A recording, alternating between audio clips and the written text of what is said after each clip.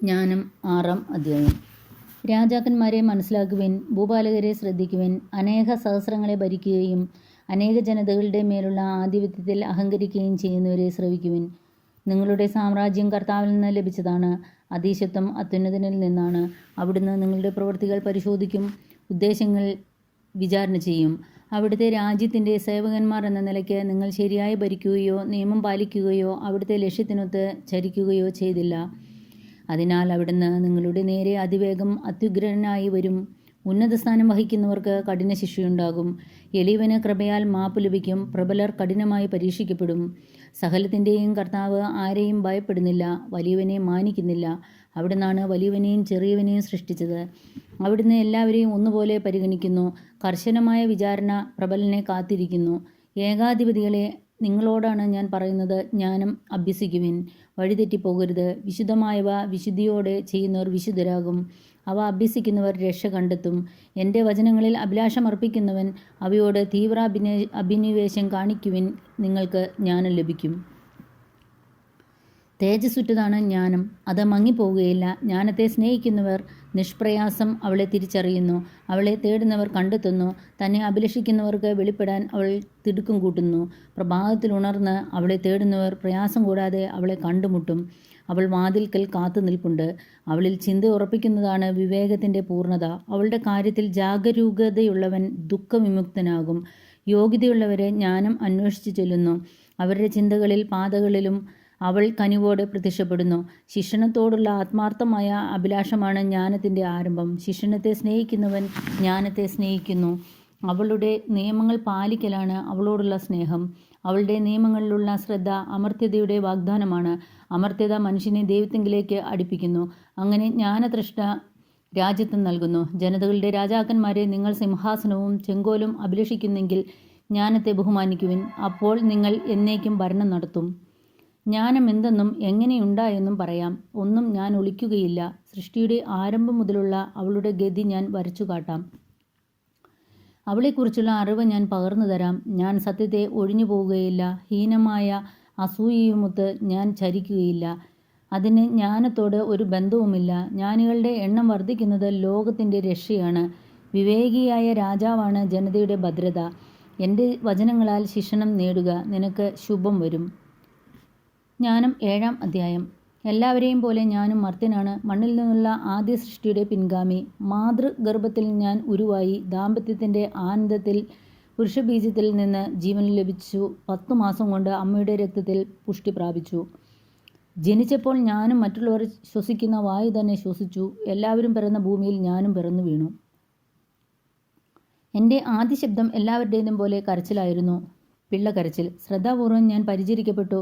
രാജാക്കന്മാരുടെയും ജീവിതാരംഭം ഇങ്ങനെ തന്നെ. എല്ലാ മനുഷ്യരും ഒന്നുപോലെയാണ് ജീവിതത്തിലേക്ക് വരുന്നത്. എല്ലാവർക്കും ജീവിത കവാടം ഒന്ന് തന്നെ. കടന്നു പോകുന്നതും അങ്ങനെ തന്നെ. ഞാൻ പ്രാർത്ഥിച്ചു, എനിക്ക് വിവേകം ലഭിച്ചു. ഞാൻ ദൈവത്തെ വിളിച്ചപേക്ഷിച്ചു, ജ്ഞാനചൈതന്യം എനിക്ക് ലഭിച്ചു. ചെങ്കോലിലും സിംഹാസനത്തിലുമധികം അവളെ ഞാൻ വിലമതിച്ചു. അവളോട് തുലനം ചെയ്യുമ്പോൾ ധനം നിസ്സാരമെന്ന് ഞാൻ കണക്കാക്കി. അനർത്ഥ രത്നങ്ങളും അവൾക്ക് തുല്യമല്ലെന്ന് ഞാൻ കണ്ടു. അവളുടെ മുൻപിൽ സ്വർണം മണൽത്തരി പോലെ മാത്രം, വെള്ളി കളിമണ്ണും. ആരോഗ്യത്തെയും സൗന്ദര്യത്തെയും കാൾ അവളെ ഞാൻ സ്നേഹിച്ചു. പ്രകാശത്തേക്കാൾ കാമ്യമായി അവളെ ഞാൻ വരിച്ചു. അവളുടെ കാന്തി ഒരിക്കലും ക്ഷയിക്കുകയില്ല. അവളോടൊത്ത് എല്ലാ നന്മകളും എണ്ണമറ്റ ധനവും എനിക്ക് ലഭിച്ചു. അവയിലെല്ലാം ഞാൻ സന്തോഷിച്ചു. ജ്ഞാനമാണ് അവയെ നയിക്കുന്നത്. എങ്കിലും അവളാണ് അവയുടെ ജനനിയെന്ന് ഞാൻ ഗ്രഹിച്ചില്ല. കാപട്യമെന്നിയെ ഞാൻ ജ്ഞാനം അഭ്യസിച്ചു. വൈമനസ്യമെന്നിയെ അത് പങ്കുവച്ചു. ഞാൻ അവളുടെ സമ്പത്ത് മറച്ചു വയ്ക്കുന്നില്ല. അത് മനുഷ്യർക്ക് അക്ഷയനിധിയാണ്. ജ്ഞാനം സിദ്ധിച്ചവർ ദൈവത്തിൻ്റെ സൗഹൃദം നേടുന്നു. അവളുടെ പ്രബോധനം അവരെ അതിന് യോഗ്യരാക്കുന്നു. വിവേകത്തോടെ സംസാരിക്കാനും ദൈവദാനങ്ങൾക്കൊത്തവണ്ണം ചിന്തിക്കാനും ദൈവം എന്നെ അനുഗ്രഹിക്കട്ടെ. അവിടുന്നാണ് ജ്ഞാനത്തെ പോലും നയിക്കുന്നതും ജ്ഞാനിയെ തിരുത്തുന്നതും. വിവേകവും കരകൗശല വിദ്യയും എന്ന പോലെ നമ്മളും നമ്മുടെ വചനങ്ങളും അവിടുത്തെ കരങ്ങളിലാണ്. പ്രപഞ്ചഘടനയും പഞ്ചഭൂതങ്ങളുടെ പ്രവർത്തനങ്ങളും കാലത്തിൻ്റെ ആദ്യമാന്ത്യങ്ങളിലും സൂര്യൻ്റെ അയനങ്ങളുടെ മാറ്റങ്ങളിലും ഋതുപരിവർത്തനങ്ങളും വത്സരങ്ങളുടെ ആവർത്തന ചക്രങ്ങളും നക്ഷത്രരാശിയുടെ മാറ്റങ്ങളും മൃഗങ്ങളുടെയും പ്രകൃതവും വന്യമൃഗങ്ങളുടെ ശൗര്യവും ആത്മാക്കളുടെ ശക്തിയും മനുഷ്യരുടെ യുക്തിബോധവും സസ്യങ്ങളുടെ വിധേയത്വവും സസ്യങ്ങളുടെ വിവിധത്വവും വേരുകളുടെ ഗുണവും തെറ്റുപറ്റാത്ത വിധം മനസ്സിലാക്കാൻ അവിടുന്നാണ് എനിക്ക് ഇടയാക്കിയത്. നിഗൂഢമായതും പ്രകടമായതും ഞാൻ പഠിച്ചു. സകലതും രൂപപ്പെടുത്തുന്ന ജ്ഞാനമാണ് എന്നെ അഭ്യസിപ്പിച്ചത്. അവളുടെ ചൈതന്യം വിവേകമുള്ളതും വിശുദ്ധവും അതുല്യവും ബഹുമുഖവും സൂക്ഷ്മവും ചലനാത്മകവും സ്പഷ്ടവും നിർമ്മലവും വ്യതിരിക്തവും ക്ഷതമേൽപ്പിക്കാനാവാത്തതും നന്മയെ സ്നേഹിക്കുന്നതും തീക്ഷ്ണമായതും അപ്രതിരോധ്യവും ഉപകാരപ്രദവും ആർദ്രവും സ്ഥിരവും ഭദ്രവും ഉത്കണ്ഠയിൽ നിന്നും മുക്തവും സർവശക്തവും സകലവും നിയന്ത്രിക്കുന്നതും ബുദ്ധിയും നൈർമല്യവും സൂക്ഷ്മതയുള്ളതുമായ ചേതനകളിലേക്ക് ഇറങ്ങുന്നതുമാണ്. എല്ലാ ചലനങ്ങളെയും കാൾ ചലനാത്മകമാണ് ജ്ഞാനം. അവൾ തൻ്റെ നിർമ്മലതയാൽ എല്ലാറ്റിലും വ്യാപരിക്കുന്നു, ചൂഴ്ന്നിറങ്ങുന്നു. അവൾ ദൈവശക്തിയുടെ ശ്വാസവും സർവശക്തൻ്റെ മഹത്വത്തിൻ്റെ ശുദ്ധമായ നിസ്സരണവുമാണ്. മലിനമായ ഒന്നിനും അവളിൽ പ്രവേശനമില്ല. നിത്യതേജസ്സിൻ്റെ പ്രതിഫലനമാണവൾ. ദൈവത്തിൻ്റെ പ്രവർത്തനങ്ങളുടെ നിർമ്മല ദർപ്പണം, അവിടുത്തെ നന്മയുടെ പ്രതിരൂപം.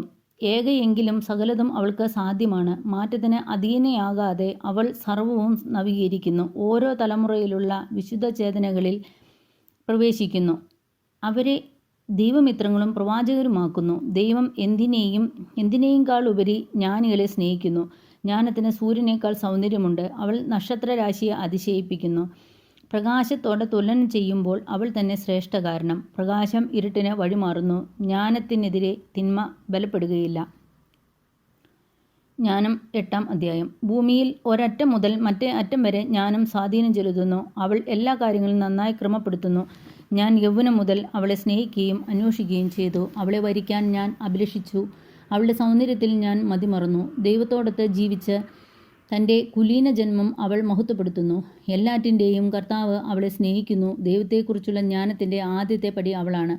അവിടുത്തെ പ്രവർത്തനങ്ങളിൽ കൂട്ടാളിയും. ധനസമ്പാദനം ജീവിതത്തിൻ്റെ അഭികാമ്യമാണെങ്കിൽ സർവവും സാധ്യമാക്കുന്ന ജ്ഞാനത്തിലുപരി ധനം എന്തുണ്ട്? അറിവ് പ്രവർത്തനക്ഷമമാണെങ്കിൽ സകലതും വിരചിക്കുന്നത് അവളല്ലാതെ ആരാണ്? നീതിയെ സ്നേഹിക്കുന്നവന് അവളുടെ പ്രവർത്തനങ്ങളുടെ ഫലം നന്മയായിരിക്കും. ആത്മനിയന്ത്രണവും വിവേകവും നീതിയും ധൈര്യവും അവൾ പരിശീലിപ്പിക്കുന്നു. ജീവിതത്തിൽ ഇവയേക്കാൾ പ്രയോജനകരമായി ഒന്നുമില്ല. വിപുലമായ അനുഭവജ്ഞാനമാണ് നിങ്ങൾ ഇച്ഛിക്കുന്നതെങ്കിൽ അവൾക്ക് ഭൂതവും ഭാവിയും അറിയാം. മൊഴികളുടെ വ്യംഗവും കടങ്കഥകളുടെ പൊരുളും അവൾക്കറിയാം. അടയാളങ്ങളും അത്ഭുതങ്ങളും അവൾ മുൻകൂട്ടി കാണുന്നു. കാലങ്ങളുടെയും ഋതുക്കളുടെയും ഫലം അവൾക്കറിയാം. വ്യഗ്രതയിലും ദുഃഖത്തിലും അവൾ എനിക്ക് സതുപദേശവും പ്രോത്സാഹനവും തരുമെന്നറിഞ്ഞ് ഞാൻ അവളെ എൻ്റെ സന്തത സഹചാരിണിയാക്കും. യുവാവെങ്കിലും എനിക്ക് അവൾ മൂലം അനേകരുടെ ഇടയിൽ മഹത്വവും ശ്രേഷ്ഠന്മാരുടെ മുൻപിൽ ബഹുമതിയും ലഭിക്കും. ന്യായവിചാരണയിൽ ഞാൻ സൂക്ഷ്മബുദ്ധി ഉള്ളവനായിരിക്കും. നാടുവാഴികൾ എന്നെ ശ്ലാഘിക്കും. ഞാൻ മൗനം ഭജിക്കുമ്പോൾ അവർ കാത്തു നിൽക്കും, സംസാരിക്കുമ്പോൾ ശ്രദ്ധിക്കുകയും ചെയ്യും. ഞാൻ ദീർഘമായി സംസാരിച്ചാലും നിശബ്ദനായി കേൾക്കും. അവൾ മൂലം എനിക്ക് അമർത്യത കൈവരും. പിൻഗാമികളിൽ എൻ്റെ സ്മരണ നിലനിൽക്കും. ഞാൻ ജനതകളെ ഭരിക്കും. രാജ്യങ്ങൾ എനിക്ക് അധീനമാകും. ഭീകരരായ ഏകാധിപതികൾ എന്നെക്കുറിച്ച് കേട്ട് ഭയചകിതരാകും. ജനം എന്നെ കഴിവുറ്റവനെന്ന് ഗണിക്കും. യുദ്ധത്തിൽ ഞാൻ ധീരനായിരിക്കും. വീട്ടിലെത്തി ഞാൻ അവളുടെ സമീപത്ത് വിശ്രമം അനുഭവിക്കും. അവളുടെ മൈത്രിയിൽ തിക്തതാസ്പർശമില്ല. അവളോടൊത്തുള്ള ജീവിതം ദുഃഖരഹിതമാണ്, ആഹ്ലാദവും ആനന്ദവും മാത്രം. ജ്ഞാനത്തോടുള്ള ബന്ധത്തിൽ അമർത്യതയും അവളുടെ മൈത്രിയിൽ നിർമ്മലമായ മോദവും അവളുടെ പ്രവൃത്തികളിൽ അക്ഷയസമ്പത്തും സംസർഗത്തിൽ വിവേകവും അവളുമായിട്ടുള്ള സംഭാഷണത്തിൽ യശസ്സും കുടികൊള്ളുന്നു എന്ന് ചിന്തിച്ച് എങ്ങനെ അവളെ സ്വന്തമാക്കാമെന്ന് തേടി ഞാൻ അലഞ്ഞു. ശൈശവം മുതലേ ഞാൻ അനുഗ്രഹീതനും നല്ലൊരു ഹൃദയം അവകാശമായി ലഭിച്ചവനുമാണ്. അഥവാ ഞാൻ നല്ലവനാണ്. അതുകൊണ്ട് നിർമ്മലമായ ശരീരം എനിക്ക് ലഭിച്ചു. ദൈവം നൽകുന്നില്ലെങ്കിൽ ജ്ഞാനം എനിക്ക് ലഭിക്കുകയില്ലെന്ന് ഞാൻ അറിഞ്ഞു. ആരുടെ ദാനമാണ് അവൾ എന്ന് അറിയുന്നത് ഉൾക്കാഴ്ചയുടെ ലക്ഷണമാണ്. അതുകൊണ്ട് ഞാൻ കർത്താവിനോട് ഉള്ളൊഴിഞ്ഞ് അപേക്ഷിച്ചു. ജ്ഞാനം 9-ാം അധ്യായം. ഞാൻ പറഞ്ഞു, എൻ്റെ പിതാക്കന്മാരുടെ ദൈവമേ, കരുണാമയനായ കർത്താവേ, വചനത്താൽ അങ്ങ് സകലവും സൃഷ്ടിച്ചു. ജ്ഞാനത്താൽ അവിടുന്ന് മനുഷ്യന് രൂപം നൽകി. സൃഷ്ടികളുടെ മേൽ ആധിപത്യം വഹിക്കാനും ലോകത്തെ വിശുദ്ധിയിലും നീതിയിലും ഭരിക്കാനും ഹൃദയപരമാർത്ഥതയോടെ വിധികൾ പ്രസ്താവിക്കാനുമാണല്ലോ അവിടുന്ന് അവനെ സൃഷ്ടിച്ചത്. അങ്ങയുടെ സിംഹാസനത്തിൽ നിന്ന് എനിക്ക് ജ്ഞാനം നൽകണമേ. അങ്ങയുടെ ദാസരുടെ ഇടയിൽ നിന്ന് എന്നെ തിരസ്കരിക്കരുതേ. ഞാൻ അങ്ങയുടെ ദാസനും ദാസിയുടെ പുത്രനും ദുർബലനും അല്പായുസ്സും നീതി നിയമങ്ങളിൽ അല്പജ്ഞനുമാണ്. മനുഷ്യരുടെ മധ്യേ ഒരുവൻ പരിപൂർണനെങ്കിലും അങ്ങിൽ നിന്ന് വരുന്ന ജ്ഞാനമില്ലെങ്കിൽ അവൻ ഒന്നുമല്ല. എന്നെ അങ്ങയുടെ ജ്ഞാനത്തിൻ്റെ രാജാവും എന്നെ അങ്ങയുടെ ജനത്തിൻ്റെ രാജാവും അങ്ങയുടെ മക്കളുടെ വിധികർത്താവുമായി അവിടുന്ന് തിരഞ്ഞെടുത്തിരിക്കുന്നു. ആരംഭത്തിലെ അങ്ങ് ഒരുക്കിയ വിശുദ്ധ കൂടാരത്തിൻ്റെ മാതൃകയിൽ അങ്ങയുടെ വിശുദ്ധഗിരിയിൽ ആലയവും ആവാസനഗരിയിൽ ബലിപീഠവും പണിയാൻ അങ്ങ് എന്നോട് ആജ്ഞാപിച്ചു. അങ്ങയുടെ പ്രവൃത്തികൾ അറിയുകയും ലോകസൃഷ്ടിയിൽ അങ്ങയോടൊത്ത് ഉണ്ടാവുകയും ചെയ്ത അങ്ങേക്ക് പ്രസാദകരവും അങ്ങയുടെ നിയമം അനുസരിച്ച് ശരിയുമായ കാര്യങ്ങൾ അറിയുന്ന ജ്ഞാനം അങ്ങയോടൊത്ത് വാഴുന്നു. വിശുദ്ധ സ്വർഗത്തിൽ നിന്ന് അങ്ങയുടെ മഹത്വത്തിൻ്റെ സിംഹാസനത്തിൽ നിന്ന് ജ്ഞാനത്തെ അയച്ചു തരണമേ. അവൾ എന്നോടൊത്ത് വസിക്കുകയും അധ്വാനിക്കുകയും ചെയ്യട്ടെ. അങ്ങനെ അങ്ങയുടെ ഹിതം ഞാൻ മനസ്സിലാക്കട്ടെ. സകലതും അറിയുന്ന അവൾ എൻ്റെ പ്രവൃത്തികളിൽ എന്നെ ബുദ്ധിപൂർവ്വം നയിക്കും. തൻ്റെ മഹത്വത്താൽ അവൾ എന്നെ പരിപാലിക്കും. അപ്പോൾ എൻ്റെ പ്രവൃത്തികൾ സ്വീകാര്യമാകും. അങ്ങയുടെ ജനത്തെ ഞാൻ നീതിപൂർവ്വം വിധിക്കും. പിതാവിൻ്റെ സിംഹാസനത്തിന് ഞാൻ യോഗ്യനാകും. കാരണം ദൈവശാസനങ്ങൾ ആർക്ക് ഗ്രഹിക്കാനാകും? കർത്താവിൻ്റെ ഹിതം തിരിച്ചറിയാൻ ആർക്ക് കഴിയും? മർത്യരുടെ ആലോചന നിസ്സാരമാണ്. ഞങ്ങളുടെ പദ്ധതികൾ പരാജയപ്പെടാം. നശ്വര ശരീരം ആത്മാവിന് ദുർവഹമാണ്. ഈ കളിമൺ കൂടാരം ചിന്താശീലമുള്ള മനസ്സിനെ ഞെരുക്കുന്നു. ഭൂമിയിലെ കാര്യങ്ങൾ ഊഹിക്കുക ദുഷ്കരം. അടുത്തുള്ളത് പോലും അധ്വാനിച്ചു വേണം കണ്ടെത്താൻ. പിന്നെ ആകാശത്തുള്ള കാര്യങ്ങൾ കണ്ടെത്താൻ ആർക്ക് കഴിയും? അങ്ങ് ജ്ഞാനത്തെയും അങ്ങയുടെ പരിശുദ്ധാത്മാവിനെയും ഉന്നതങ്ങളിൽ നിന്ന് നൽകിയില്ലെങ്കിൽ അങ്ങയുടെ ഹിതം ആരറിയും? ജ്ഞാനം ഭൂവാസികളുടെ പാത നേരെയാക്കി. അങ്ങേക്ക് പ്രസാദമുള്ളവ അവരെ പഠിപ്പിച്ചു. അവർ രക്ഷിക്കപ്പെടുകയും ചെയ്തു. ജ്ഞാനം 10-ാം അധ്യായം. ഏകനായി ആദ്യം സൃഷ്ടിക്കപ്പെട്ട ലോകപിതാവിനെ ജ്ഞാനം കാത്തു രക്ഷിച്ചു. പാപത്തിൽ നിന്ന് വീണ്ടെടുത്തു. സർവവും ഭരിക്കാൻ അവന് ശക്തി നൽകി. അധർമ്മിയായ ഒരുവൻ കോപത്തിൽ അവളെ ഉപേക്ഷിച്ചപ്പോൾ ക്രൂരമായി മാതൃഹത്യ ചെയ്ത് സ്വയം നശിച്ചു. അവൻ മൂലം ഭൂമി പ്രളയത്തിലാണ്ടപ്പോൾ വെറും തടികഷ്ണത്താൽ നീതിമാനെ നയിച്ച് ജ്ഞാനം അതിനെ വീണ്ടും രക്ഷിച്ചു. തിന്മ ചെയ്യാൻ ഒത്തുകൂടിയ ജനതകളെ ചിതറിച്ചപ്പോൾ ജ്ഞാനം നീതിമാനെ തിരിച്ചറിയുകയും അവനെ ദൈവസമക്ഷം നിഷ്കളങ്കനായി കാത്തു സൂക്ഷിക്കുകയും ചെയ്തു. തൻ്റെ പുത്രവാത്സല്യത്തിൻ്റെ മുമ്പിലും അവനെ കരുത്തോടെ നിർത്തി. അധർമ്മികൾ നശിച്ചപ്പോൾ ജ്ഞാനം ഒരു നീതിമാനെ രക്ഷിച്ചു. പഞ്ചനഗരങ്ങളിൽ പതിച്ച അഗ്നിയിൽ നിന്ന് അവൻ രക്ഷപ്പെട്ടു. അവരുടെ ദുഷ്ടതയുടെ തെളിവ് ഇന്നും കാണാം. സദാ പുക ഉയരുന്ന ശൂന്യപ്രദേശം, കനിയാകാത്ത കായ്കൾ വഹിക്കുന്ന വൃക്ഷങ്ങൾ, അവിശ്വാസിയുടെ സ്മാരകമായ ഉപ്പുതൂൺ. ജ്ഞാനത്തെ നിരസിച്ചതിനാൽ നന്മയെ അവർ തിരിച്ചറിഞ്ഞില്ല. മനുഷ്യവർഗത്തിനു വേണ്ടി മൗഢ്യത്തിൻ്റെ സ്മാരകം അവശേഷിപ്പിക്കുകയും ചെയ്തു. അവരുടെ പരാജയങ്ങൾ ശ്രദ്ധിക്കപ്പെടാതിരിക്കുകയില്ല. ജ്ഞാനം തന്നെ സേവിച്ചവരെ ദുരിതങ്ങളിൽ നിന്ന് രക്ഷിച്ചു. ഒരു നീതിമാൻ സഹോദരൻ്റെ കോപത്തിൽ നിന്ന് ഓടിയപ്പോൾ അവൾ അവനെ നേർവഴിയിലൂടെ നയിച്ചു. അവന് ദൈവരാജ്യം കാണിച്ചു കൊടുക്കുകയും ദൈവദൂതന്മാരെക്കുറിച്ച് അറിവ് നൽകുകയും അവൻ്റെ പ്രയത്നങ്ങളെ വിജയപ്രദമാക്കുകയും അധ്വാനത്തെ ഫലഭൂയിഷ്ടമാക്കുകയും ചെയ്തു. ദുർമോഹികളായ മർദ്ദകരുടെ മുമ്പിൽ അവൾ അവന് തുണയായി നിന്ന് അവനെ സമ്പന്നനാക്കി. അവൾ അവനെ ശത്രുക്കളിൽ നിന്ന് പതിയിരുന്നവരിൽ നിന്നും പരിരക്ഷിച്ചു. രൂക്ഷമായ മത്സരത്തിൽ അവൾ അവനെ വിജയിപ്പിച്ചു. അങ്ങനെ ദൈവഭക്തി എന്തിനേക്കാൾ ശക്തമെന്ന് പഠിപ്പിച്ചു. ഒരു നീതിമാൻ വിൽക്കപ്പെട്ടപ്പോൾ ജ്ഞാനം അവനെ കൈവിടാതെ പാപത്തിൽ നിന്ന് രക്ഷിച്ചു. കാരാഗൃഹത്തിലേക്ക് അവനോടൊത്തിറങ്ങി. രാജകീയമായ ചെങ്കോലും തൻ്റെ യജമാനന്മാരുടെ മേൽ ആധിപത്യം ലഭിക്കുമ്പോഴും കാരാഗൃഹത്തിൽ അവനെ ഉപേക്ഷിച്ചു പോയില്ല. ശത്രുവിൻ്റെ ആരോപണം കള്ളമാണെന്ന് തെളിയിക്കുകയും അവന് നിത്യമായ ബഹുമതി നേടിക്കൊടുക്കുകയും ചെയ്തു. നിഷ്കളങ്കമായ വിശുദ്ധ ജനത്തെ മർദ്ദക ജനതകളിൽ നിന്ന് ജ്ഞാനം രക്ഷിച്ചു. അവൾ കർത്താവിൻ്റെ ഒരു ദാസനിൽ കുടികൊള്ളുകയും അത്ഭുതങ്ങളാലും അടയാളങ്ങളാലും ഭീകരന്മാരായ രാജാക്കന്മാരെ എതിർക്കുകയും ചെയ്തു.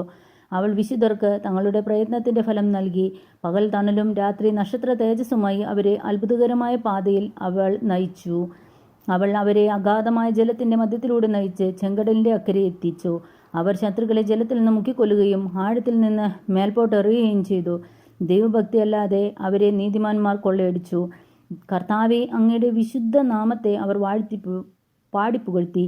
അങ്ങയെ സംരക്ഷിക്കുന്ന കരത്തെ ഏകസ്വരത്തിൽ വാഴ്ത്തി. ജ്ഞാനം മൂകരുടെ വായ് തുറക്കുകയും ശിശുക്കളുടെ നാവിന് സ്ഫുടമായി സംസാരിക്കാൻ കഴിവ് നൽകുകയും ചെയ്തു. പിതാവിനും പുത്രനും പരിശുദ്ധാത്മാവിനും സ്തുതി.